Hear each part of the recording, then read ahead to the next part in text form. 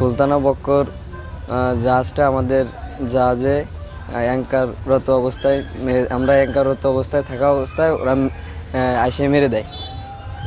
মেরে দেওয়ার পরে আমরা তাৎক্ষণিকভাবে জাহাজের ম্যানুয়াল খুলে দেখি খুব স্পিডে পানি ঢুকতেছে, কারণ ফেটে গেছে। আমরা সকালবেলা দেখলাম যে জাহাজটা আপনার হইল গিয়া মানে ফাইটা গেছে, সম্ভবত চড়া আইসা মাইরা দিছে। তখন আবার বিকালবেলা দেখছি যে আপনি মনে করেন যে জোয়ার আসার পরে পুরোটাই ডুবে গেছে। কালকে আবার ভাড়া আইছে, ভাড়ার পরে ওই জাহাজ বাসানা ছিল, আর পরে আবার জাহাজ আস্তে আস্তে খাইতে ওই তলে গেছে। পরে মানুষ আলামতে নিরাপত্তা আছে, মানুষের কোনো ক্ষয়ক্ষতি হয়নি।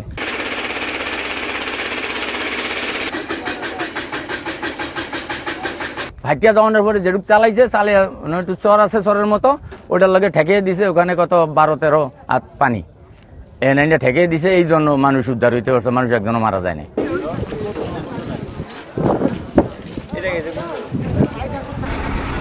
এই যে দেখা যাচ্ছে 3 তলা 4 তলা।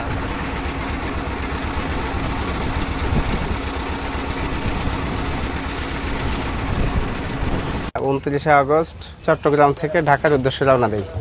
তুলাতুলি আমি 30 তারিখে এসে রাত্রে অ্যাঙ্কার করি। তো ভোর 4টার দিকে আমাদের জাহাজ অ্যাঙ্কারে ছিল।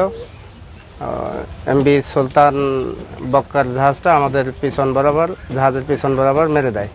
তুলাতুলি অবস্থান করছিলাম, যখন আমাদের এই জাহাজের পিছন বরাবর মেরে দেয়, জাহাজ ফেটে যাওয়ার পরে আমাদের স্টাফ সব উঠে দেখে।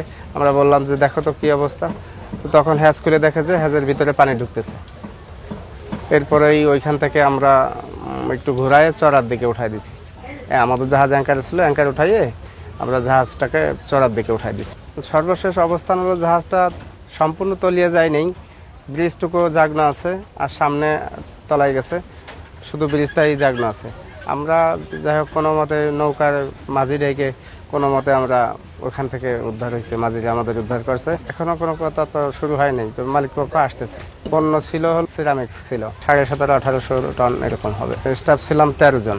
এই পণ্যটা হচ্ছে মির সিরামিক্স, মির গ্রুপের। মাঝের চর এলাকায় মেঘনা নদীতে দুটি জাহাজের মধ্যে, মালবাহী জাহাজের মধ্যে সংঘর্ষ হয়। সংঘর্ষে একটি জাহাজের ব্যাপক ক্ষতিগ্রস্ত হয় এবং এই জাহাজটি পাশের চরে যেতে যেতে নিমজ্জিত হয়ে যায় এবং স্থানীয় জেলেদের সহায়তায় যারা জাহাজের ক্রুরা রয়েছে তাদেরকে উদ্ধার করা হয় এবং কোনো প্রাণহানির কোনো সংবাদ পাওয়া যায় না।